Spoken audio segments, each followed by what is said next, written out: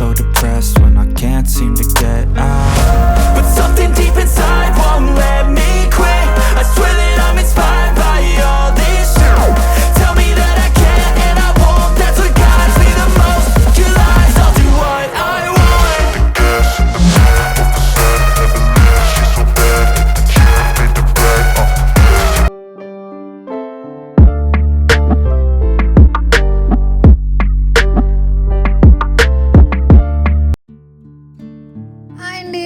ఉన్నారు నేను మీ వాసక్క ఒమాన్ నుంచి.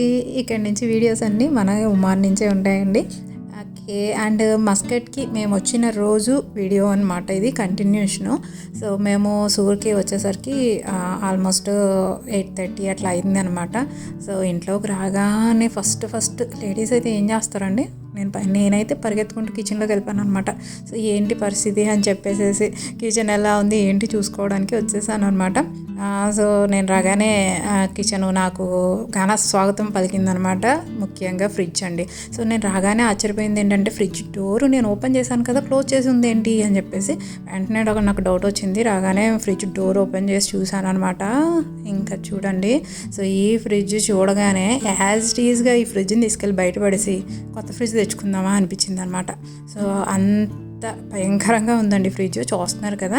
సో మెయిన్ మిస్టేక్ ఏం జరిగింది అని అంటే, ఫ్రిడ్జ్ ఖాళీ చేసిన తర్వాత అది డ్రై అవ్వడానికి టైం పడుతుంది కదా, కొంచెం ఓపెన్ చేసి ఉంచాలి. కానీ నేనైతే ఓపెన్ చేసి వచ్చేసాను. మా ఆయన గారు ఏం ఆలోచనలో ఉన్నారో తెలీదు, ఆయన క్లోజ్ చేసి వచ్చేసారనమాట. నేను అది గమనించలేదు. అదే ప్రయాణం టెన్షన్లో ఉంటాం కదండి. సో ఏది మిస్ అవ్వకూడదు, అన్నీ పెట్టుకున్నామా లేదా అని చూసుకుంటూ ఉంటాం. కానీ కొన్ని ఇలాంటి విషయాలు మిస్ అయిపోతూ ఉంటాం కదండి. సో అలాగ మిస్ అయిపోయిన విషయం అనమాట. ఈ ఫ్రిడ్జ్ చూసారు కదా ఎట్లా ఉందో, మొత్తం కూడా బూజు పట్టేసిందండి, నల్లగా బూజు పట్టేసి. నిజం చెప్తున్నాను, ఇందాక చెప్పాను చూసారా, అది సేమ్ ఫీలింగ్ అనమాట. దీన్ని యాజ్ ఇట్ ఈస్గా తీసుకెళ్ళి ఎత్తి బయట పడేద్దాం అన్నట్టుంది. నాకైతే ఏడుపు ఒక్కటే తక్కువ దీన్ని చూసేసరికి. నేను ఆల్రెడీ మీతో షేర్ చేసుకున్నాను కదా, ఈ డిసెంబర్ అయ్యాక ఫ్రిడ్జ్ మార్చాలి అనుకుంటున్నాను అని చెప్పేసి. ఇంకా అదొక ఆలోచన ఉందేమో మైండ్లో, దానికి తోడు ఇది ఇలా కనిపించేసరికి నిజంగా సరే ఇంకేం చేస్తాము. ఆల్రెడీ అప్పటికే బాగా టైర్ అయిపోయాము, రోజంతా జర్నీ కదండి. మార్నింగ్ 7 o'clock బయలుదేరాము, ఇంటికి చేరేసరికి 8:30 అయింది. ఆల్మోస్ట్ 12 hours దారిలోనే ఉన్నాము. సో ఇంకా నీరసం వచ్చిందనమాట. అండ్ ఇంకో విషయం గుర్తుందండి మీకు, మేము వెళ్ళే ముందు కర్టెన్స్ అండ్ బ్లాంకెట్స్ అన్నీ కూడా డ్రై వాష్కి ఇచ్చేసి వెళ్ళాము అని చెప్పేసి. ఎందుకంటే కర్టెన్స్ లేకపోతే మాత్రం చాలా కష్టం అండి. అంటే నేను ఇంకొక పేర్ చేయించలేదండి, ఒకటే పేర్ చేయించాను, అదే ఉందన్నమాట. సో అదే వాష్ చేసి అదే వేస్తున్నాను తప్ప ఇంకొక సెట్ తీసుకోవాలని ఏం అనుకోలేదు. బికాజ్ ఆఫ్ నేను ఆల్రెడీ చెప్తూనే ఉన్నాను మీ అందరితో, సో ఎన్ని రోజులు ఉంటామో తెలీదు, అన్నీ ఎక్కువ చేయడం ఎందుకులే, కొంచెం మేనేజ్ చేసుకుందాము అన్న ఉద్దేశంతో ఇంకొక సెట్ తీసుకోలేదన్నమాట. సో చూడాలండి, ఇది డిసెంబర్ కంటిన్యూ అయిపోయిన తర్వాత సో ఇంకొక సెట్ కూడా తీసుకుంటాను. రావడం వెంకట్ని పంపించేసాను అనమాట. మళ్ళీ లాంటి షాప్ క్లోజ్ చేస్తారు, వెళ్ళండి అని అంటే పాపం వెంకట్ మళ్ళీ రెడీ అయ్యి వెళ్ళి ఇవి తీసుకొచ్చేసారనమాట, కర్టెన్స్ బ్లాంకెట్స్. సో ఇప్పుడైతే అవి వేసేస్తున్నాము. అండ్ చాలా బాగా వచ్చాయండి, చాలా నీట్గా. నాకు అసలు ఎంత బాగా అనిపించిందంటే, చూస్తున్నారు కదా ఎంత బాగా చేశారంటే వర్క్, డ్రై క్లీనింగ్. సో నిజంగా సమ్ టైమ్స్ డ్రై క్లీనింగ్కి శారీస్ కానీ డ్రెస్సెస్ కానీ ఇస్తే అంతే మామూలుగానే మనం ఇంట్లో వాష్ చేసుకుంటే ఎలా ఉంటాయో అలాగే అనిపించేవి నాకు ఇండియాలో ఉన్నప్పుడు నిజంగా. బట్ ఇక్కడ మాత్రం చాలా బాగా చేశారండి, అసలు కొత్త వాటిలో మెరుస్తూ ఉన్నాయన్నమాట. కాకపోతే ఎండకి షేడ్ అయిపోయినాయండి కలర్స్ అయితే, తప్పదు, అది కామనే. సో వర్క్ మాత్రం చాలా బాగా చేశారనమాట, చాలా నీట్గా ఉన్నాయి.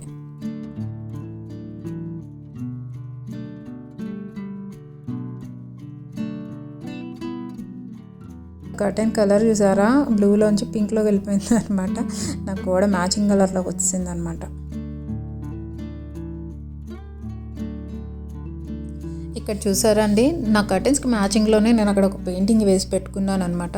సో నెక్స్ట్ టైం వేరే కలర్ కర్టెన్స్ తీసుకుంటే పెయింటింగ్ కూడా కొత్త పెయింటింగ్ వేయాల్సి ఉంటుంది కావచ్చు. మనం వద్దంటే మాత్రం తెల్లారడం ఆగుతుందో చెప్పండి. సో పొద్దున్నే లేవగానే ఫస్ట్ నా పని ఫ్రిడ్జ్ని పట్టుకోవడమే అనమాట.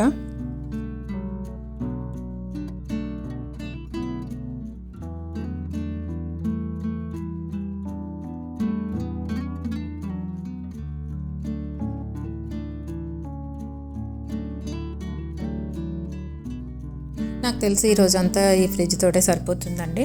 సో ఫస్ట్ నేను ఏం చేశానంటే మన కిచెన్లో డిష్ వాషింగ్ లిక్విడ్ ఉంటుంది కదండి. సో ఆ లిక్విడ్ తోటి ఫస్ట్ ఆఫ్ ఆల్ నేను ఈ స్క్రాచ్ ప్యాడ్ తీసుకొని క్లీన్ చేస్తున్నాను అనమాట.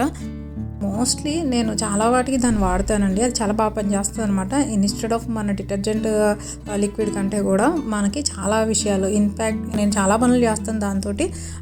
అండ్ బట్టల మీద ఏమైనా ఆయిల్ మరకలు అయినా కానీ నేను దాంతో క్లీన్ చేస్తానండి. చాలా ఈజీగా అవుతుంది అనమాట. అలాగే మనం ఎప్పుడైనా నాన్ వెజ్ లైక్ ఫిష్లు అవి మనం చేసినప్పుడు ఆ స్మెల్ చాలాసేపు మన చేతులు పట్టుకొని వదలదు కదండి. సో అలాంటి టైంలో కూడా మనం హ్యాండ్ వాష్ కాకుండా ఈ లిక్విడ్ డిష్ వాషర్ ఏదైతే ఉంటుందో దాంతో మనం హ్యాండ్స్ క్లీన్ చేసుకున్నట్లయితే స్మెల్ అది తొందరగా పోతుంది అనమాట.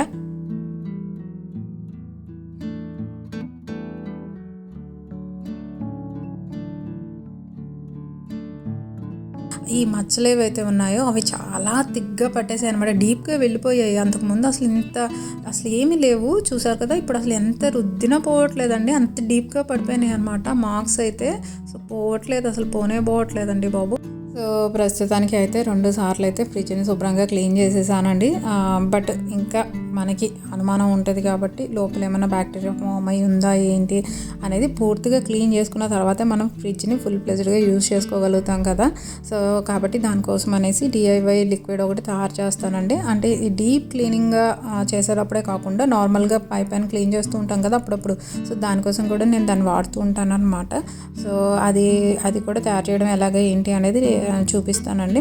సో ప్రస్తుతానికి అయితే ఈ ర్యాక్స్ అవన్నీ కూడా ఉన్నాయి కదా. సో అవన్నీ క్లీన్ చేసేసిన తర్వాత ఫైనల్గా నేను ఆ లిక్విడ్తో కూడా క్లీన్ చేస్తానండి. సో ప్రస్తుతానికైతే వెంకట్ మార్నింగ్ ఆఫీస్కి వెళ్ళేటప్పుడు కాస్త టిఫిన్ తెచ్చి ఇచ్చేసి వెళ్ళారనమాట. నేనైతే కొంచెం ఫ్రెష్ అయ్యి కాస్త తిన్నాక బలం వస్తుంది కదండి. సో అప్పుడు మళ్ళీ ఫ్రిడ్జ్ని పట్టుకుంటానండి.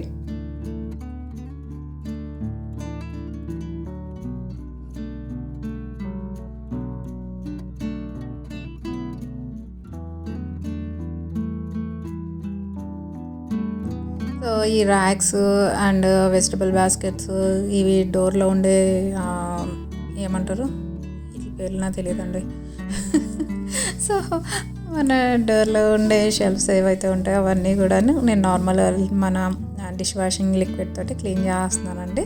సో ఫస్ట్ ఆఫ్ ఆల్ అయితే దాంతో క్లీన్ చేసి ఆరబెట్టేస్తాను. సో తర్వాత ఫైనల్గా మళ్ళీ ఒకసారి మన DIY లిక్విడ్ ఏదైతే తయారు చేసుకుంటామో దాంతో కూడా క్లీన్ చేస్తానండి. ఎందుకంటే చెప్పాను కదా, మనకి ఎక్కడైనా బ్యాక్టీరియా ఉండిపోయిందేమో అని డౌట్ ఉంటుంది, అనుమానం ఉంటుంది కదా లోపల. సో ఎలాగో మనం పెట్టేవన్నీ ఫుడ్ ఐటమ్స్ కదా, సో కొంచెం జాగ్రత్తగా ఉంటే బెటర్ కదా. సో మనం బ్యాక్టీరియా ఫ్రీ అయిపోయింది మన ఫ్రిడ్జ్ అని ఫీలింగ్ వస్తుంది. నిజానికి అవుతుందా, పూర్తిగా 100% అవుతుందా, 90% అవుతుందా అదైతే మనకు తెలియదు కానీ, బట్ వాట్ ఎవర్ మనకు తెలిసినంత వరకు మనం దాన్ని శుభ్రంగా పెట్టుకోవడం అనేది మన ధర్మం కాబట్టి మనం చేసుకుందామండి. సో కిచెన్ ట్యాప్కి హాట్ వాటర్ ప్రొవిజన్ కూడా ఉందండి. నేను అక్కడే పడుతున్నాను, ఎలాగో మార్నింగ్ నుంచి గీజర్ ఆన్ చేసే ఉందన్నమాట. సో అందుకని హాట్ వాటర్ ఇక్కడే తీసుకుంటున్నాను. అండ్ ఇప్పుడు నేను 1 కప్ ఆఫ్ వాటర్ తీసుకున్నానండి. దాంట్లో 1/4 కప్ ఆఫ్ వెనిగర్ యాడ్ చేస్తున్నాను. అండ్ దాంతోపాటు ఒక 2 టేబుల్ స్పూన్స్ మన డిష్ వాషింగ్ లిక్విడ్ ఏదైతే వాడుతున్నానో అదే వేస్తున్నానండి. అండ్ దీంతోపాటు ఒక చెక్క నిమ్మరసం కూడా దీంట్లో యాడ్ చేస్తున్నాను అనమాట. ఎందుకంటే నా స్ప్రే బాటిల్ చిన్నదండి నా దగ్గర ఉన్నది. సో కాబట్టి నేను ఇంత క్వాంటిటీకే కలుపుకుంటున్నాను. సో మీ దగ్గర పెద్ద బాటిల్ ఉంటే కానీ మీరు ఇంకొంచెం ఎక్కువ లిక్విడ్ కూడా మనం తయారు చేసుకోవచ్చు.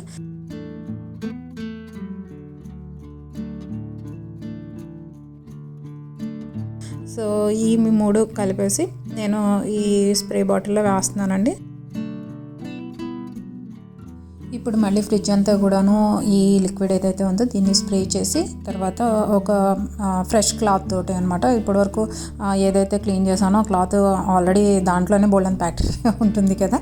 సో అది పక్కన పెట్టేసి కొత్త క్లాత్ తీసుకున్నానండి. సో ఆ క్లాత్ తోటి అయితే మొత్తం అంతా ఒకసారి క్లీన్ చేస్తానండి. సో ఇలా చేయడం వల్ల ఏంటి అని అంటే, ముందుగా చెప్పినట్టు ఏదైనా బ్యాక్టీరియా లాంటివి ఫామ్ అవుతాయండి, ఖచ్చితంగా అవుతుంది. సో ఫ్రిడ్జ్ అనేది బ్యాక్టీరియా ఫ్రీ ఎప్పుడూ ఉండదండి.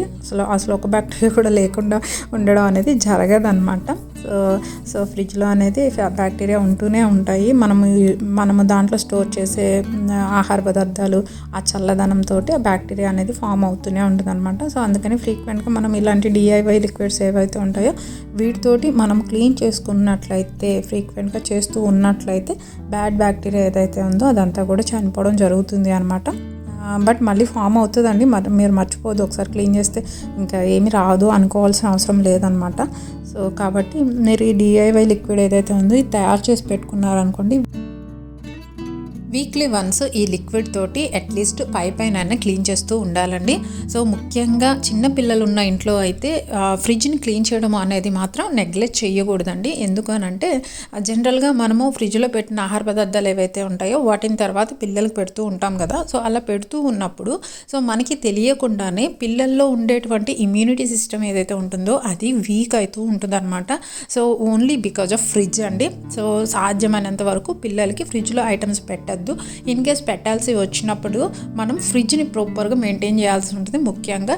సో వాటిని క్లీనింగ్ విషయంలో, ఈ బ్యాక్టీరియా రిమూవ్ చేసే విషయంలో మాత్రం మీరు ఫ్రీక్వెంట్గా ఈ DIY లిక్విడ్ లాంటిది పక్కన పెట్టుకుంటే అప్పుడప్పుడు స్ప్రే చేసేసి సింపుల్గా డీప్ క్లీన్ చేయాల్సిన అవసరం లేదండి. సో సింపుల్గా అయినా మీరు పైన క్లీన్ చేసుకోవచ్చు అనమాట.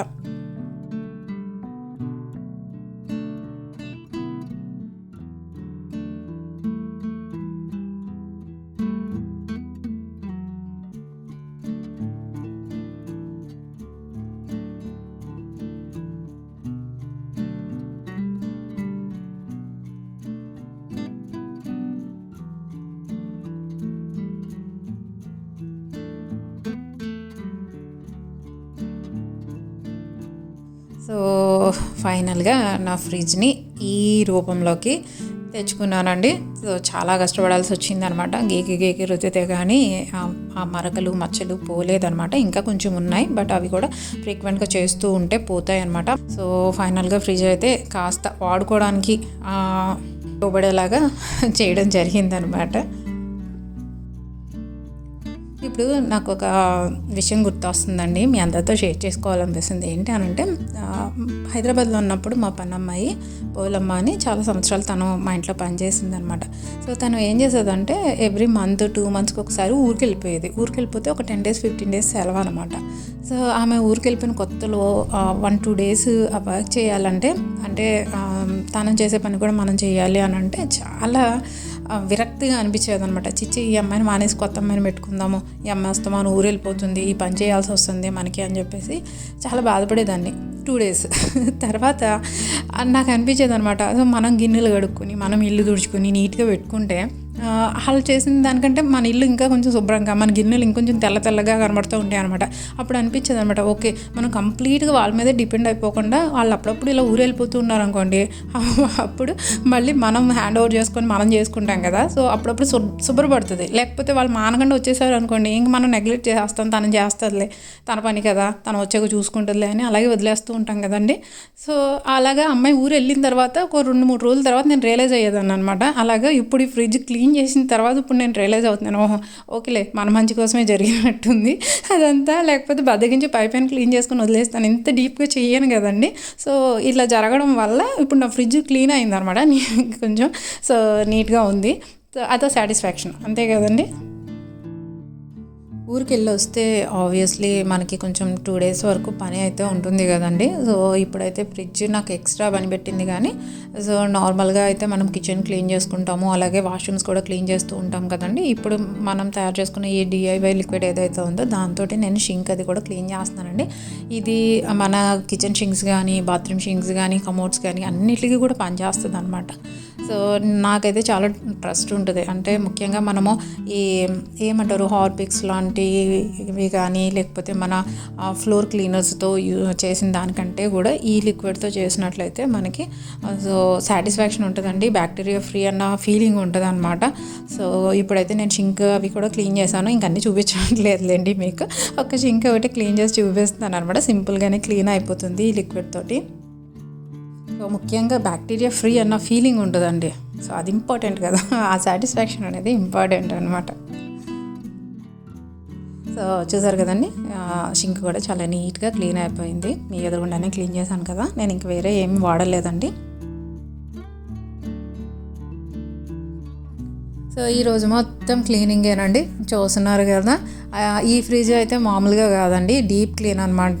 సో ఎంత డీప్ అంటే ఆ రబ్బర్స్ ఉంటాయి కదండి, అవన్నీ కూడా లాగి పీకి గీకి కడగాల్సి వచ్చిందనమాట. సో ఆ పని జరిగింది. దీంతోపాటు కూడా వాష్రూమ్స్, కిచెన్, షింక్స్ ఇవన్నీ కూడా క్లీన్ అయిపోయినాయండి. సో ఇంక ఇప్పుడు ఆల్రెడీ మనం యూస్ చేసినవి ఏవైతే ఉన్నాయో అవన్నీ కొంచెం క్లీన్ చేసేసి ఆ పక్కన ఆరబెట్టేస్తున్నానండి. అండ్ వంట కూడా చేసుకొని తినాలి కదా. సో మార్నింగే వాషింగ్ మిషన్ కూడా ఆన్ చేసేసానండి. పాపం దాని పని కూడా అయిపోయింది. ఇప్పుడైతే బట్టలు తీసి ఆరబెడుతున్నానండి. అండ్ ఊరి నుంచి వస్తే ఒకటా రెండా అండి వరుస పెట్టి ఒక 2 రోజులు అయితే కంటిన్యూగా సర్దడాలే సరిపోతాయి కదా. సో ఇప్పుడైతే ఆల్రెడీ ఊరి నుంచి తీసుకొచ్చిన బాక్సెస్ ఉన్నాయి కదండి. సో ఆ సూట్ కేసు అండ్ ఒక కార్టూన్ బాక్స్ ఒకటి తీసుకొచ్చాం కదా. సో అవి ఓపెన్ చేయాలన్నమాట. చాలా ఐటమ్స్ తెచ్చాను ఆల్రెడీ, మీకు బయలుదేరుతున్నప్పుడే షేర్ చేసుకున్నాను దాంట్లో ఏమేమి ఐటమ్స్ ఉన్నాయి అని చెప్పేసి.